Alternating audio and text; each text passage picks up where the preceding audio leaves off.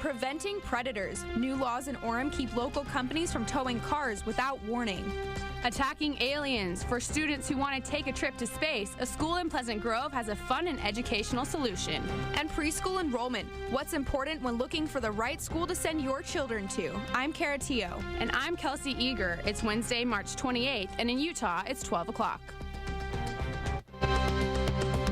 From KBYU and the BYU Department of Communications.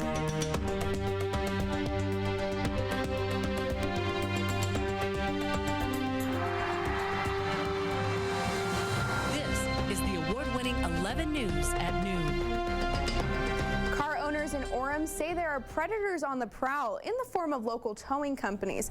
11 News reporter Rosemary Card went to Orem City's council meeting to find out what they're doing about it. I just came out of town, and so I was like getting all my stuff in there, saw friends, hadn't seen them for a while, and then I came out and my car was gone. I thought first off that my car was stolen, and I just felt cheated. Now, TJ Knockleby thinks twice about even momentary illegal parking, but he isn't the only one with towing troubles. After receiving complaints of predatory towing, the Orem City Council took the advice of the Public Safety Office and updated their towing ordinance. We think it will protect the vehicle owner from coming out and seeing their car gone and not having any idea where it's at and calling us. And then if we have the information, we can tell them where their car is and how they can go to the impound yard and retrieve it. The amended ordinance requires a call to dispatch before hooking up to or booting a car. Some tow company employees worry that a few extra minutes on the phone may make their job a whole lot trickier. Usually people aren't too happy when their car gets towed or booted, which means tow truck drivers want to get away as soon as possible. They say they aren't predators, they're just doing their job. I do feel guilty. I feel pretty sad sometimes, but most of the time I just have to remember and realize, that if they don't pay, then I'm not able to pay my rent either. I'm not able to pay for groceries and for school and things like that. In Orem, Rosemary Card, 11 News. Officials say the new ordinance will mean towing companies have to document specifics about why they towed a car, and car owners can get that information over the phone. It could also help police find stolen vehicles. It was a record year for Orem High's boys basketball team, and now they've got the hardware to prove it.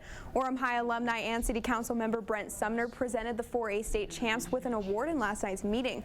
They're also stars in the classroom. The team's average GPA is 3.8, and 10 boys have a perfect 4.0. Sumner said the only thing greater than taking state is the relationship between teammates and coaches. People in Orem who don't want to participate in the city's recycling program are going to have to speak up. That's because the city is changing to an opt-out recycling program, which means they will enroll you and charge you about $3 a month unless you tell them you want out. Provo and several other Wasatch Front cities already do this. Orem has not yet set up a way to opt out, but say they will before the new program starts July 1st. If you want to see the excavation of the Provo Tabernacle basement, you're going to have to hurry. The BYU student archaeology crew that has been digging out the old foundation says they will be done by the end of the week, clearing the way for the Church of Jesus Christ of Latter-day Saints to hold a groundbreaking. They're converting the old tabernacle into the new Provo City Center Temple. The church is giving some of the old stone to Provo City to use in other projects that honor the city's pioneer heritage. Governor Gary Herbert has signed new legislation into law that establishes statewide teaching standards. The bill shortens the amount of time educators and administrators have to improve their performance before they are cut. The new law requires all public education employees to undergo evaluation once a year, and only teachers who receive the top 2 performance levels will get raises. It's that time of year when parents are thinking about enrolling their kids in preschool, and parents have lots of options. 11 News reporter Karen Sullivan has advice on how to decide on the right fit for your kids. Rebecca Nielsen runs a preschool out of her home in Provo where kids learn to count, 1, 2, share, and read. My biggest emphasis in my preschool is reading. So I do a full reading program with my kids, and it focuses a lot on phonetics. Like many other home preschools, Nielsen's highlights the importance of learning through games. Social learning and play is an important element of preschool for some parents, but others want to focus mainly on academics. Parents who want to emphasize math and reading often turn to commercial preschools with certified teachers, but these can be pricey. Another option is the government-funded preschool program called Upstart. Families who qualify can receive a free computer to teach their kids from software. Michael Wood's mom is from El Salvador and got Upstart because she was worried about teaching her son to read in English. She says that after 15 minutes a day, 5 days a week on the program, he is reading. My snowman.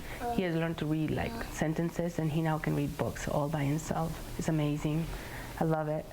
I definitely want to do it again with my other children. Experts say parents should recognize the important difference between daycare, where kids play under adult supervision, and preschool, where kids learn with a teacher. In Provo, Karen Sullivan, 11 News. Childhood experts say parents shouldn't overlook the importance of preschool because early education lays the groundwork for later academic success. A new kind of boom is coming to the Uinta Basin, and it's in the form of a shopping center. Construction is underway for the 26-acre Vernal Town Center. The project developers say they already have commitments from Petco and Joann's Fabric. And after the success of Salt Lake City Creek, officials say they hope their center will bring economic attention to the area. Still to come on 11 News at noon. Pilot meltdown. A JetBlue captain loses his cool midair, forcing the crew to make an emergency landing. How the passengers helped subdue him when we return. And Space Camp. One elementary school is taking an interactive approach to learning about the universe. How the program uses fantasy and academics when we get back.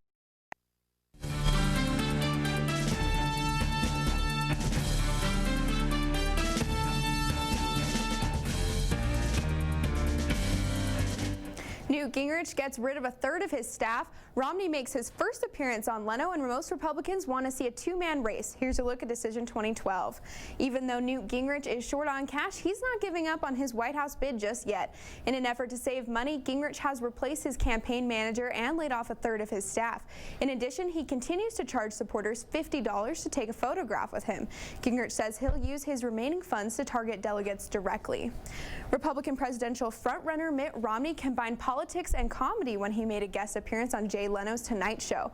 Romney admitted that he's rarely funny on purpose, but still got a few laughs at the expense of his host and political opponent Santorum. But the night wasn't all fun. Romney made sure to address his policy positions on air.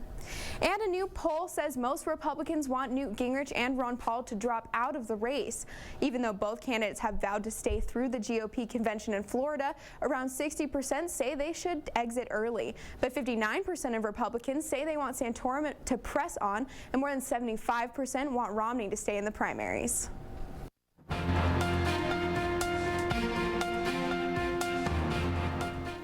A pilot leaves the cockpit screaming, Florida students deal with a bus crash, and a fire blazes Colorado's hills. Here's your look at news from across the nation.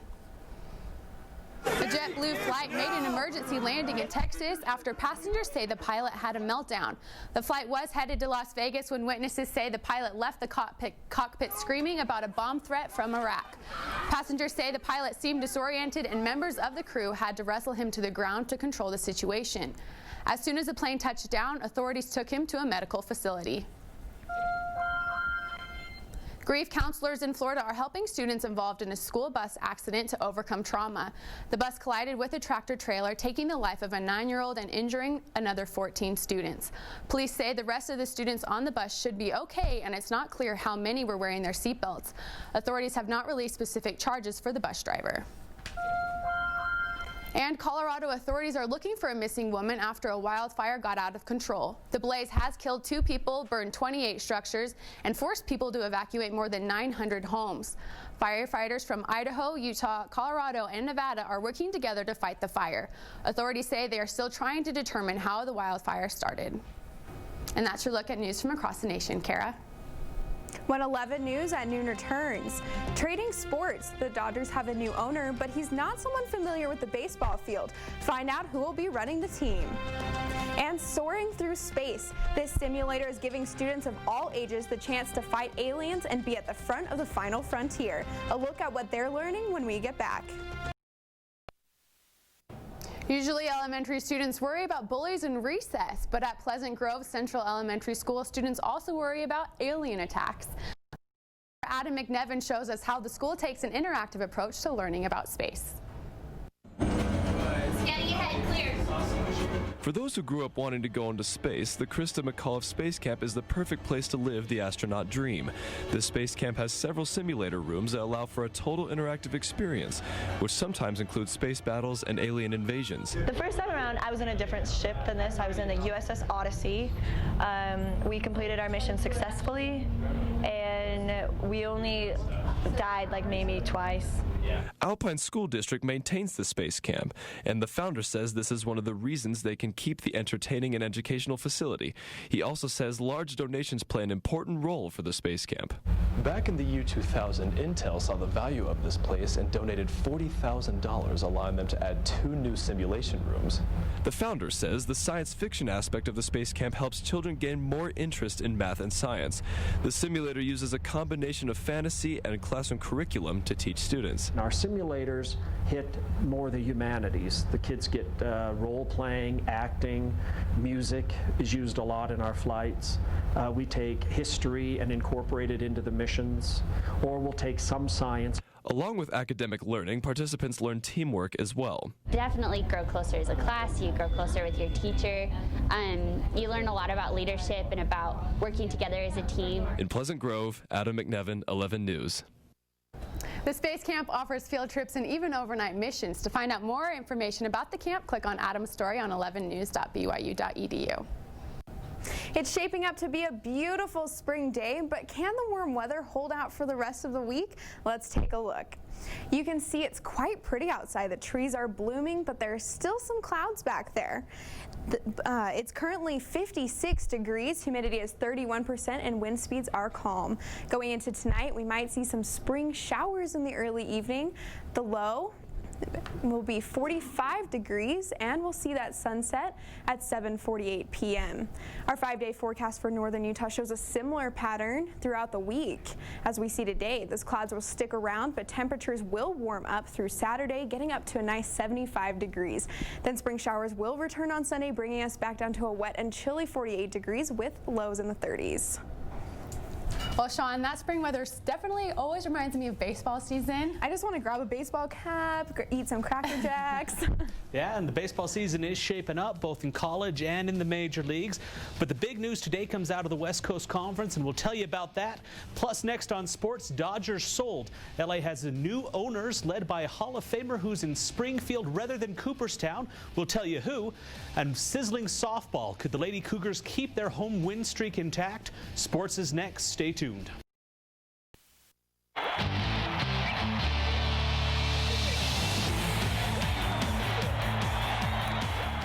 The realignment carousel has hit the West Coast Conference. The University of Pacific has scheduled a press conference for 2 o'clock this afternoon where the WCC will introduce the Tigers as the 10th member of the conference. Pacific is currently in the Big West, and the addition of a 10th team should help make scheduling easier. And the MLB regular season is officially underway, although most Americans slept right through the opener.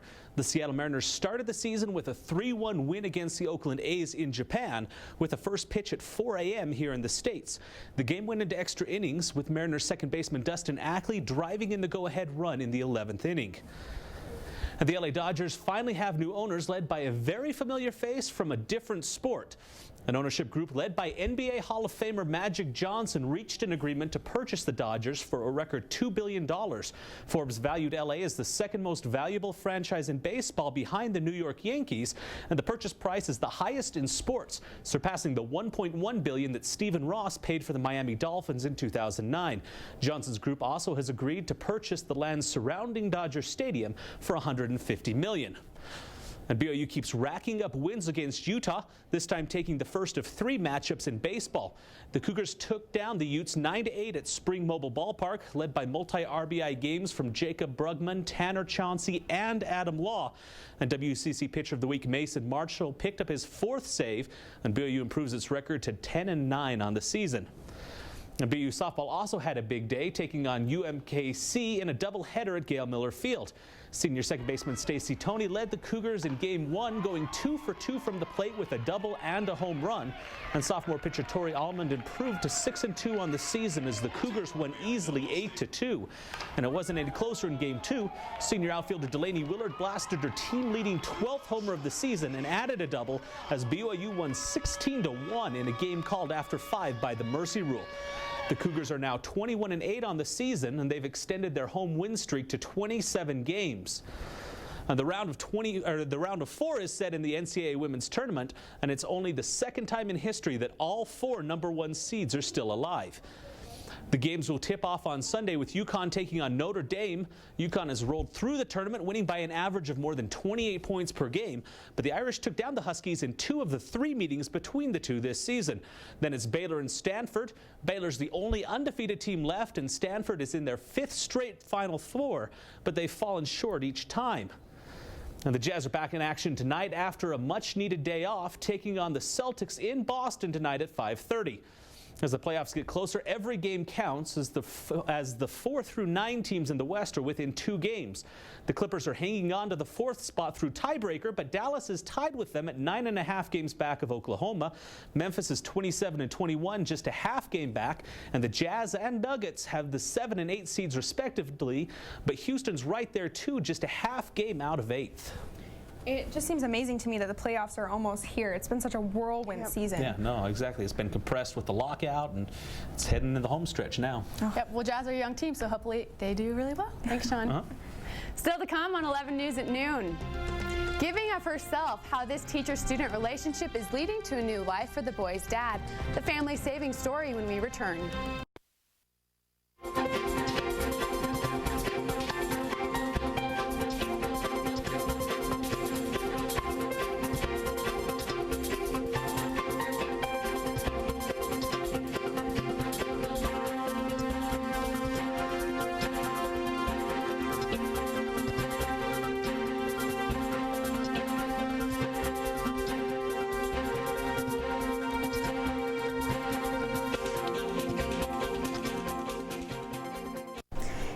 A teacher went out of her way to help a student's family is not uncommon, but one Texas teacher is giving of herself, literally by donating a kidney. Reporter Teresa Woodard was there as they went under the knife.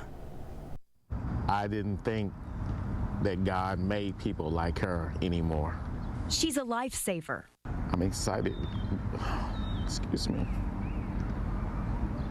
I'm excited because I'm going to get a second chance to live and be able to be a father for my son.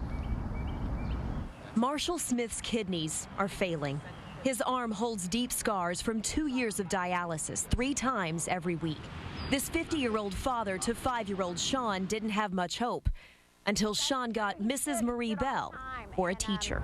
I'm blessed.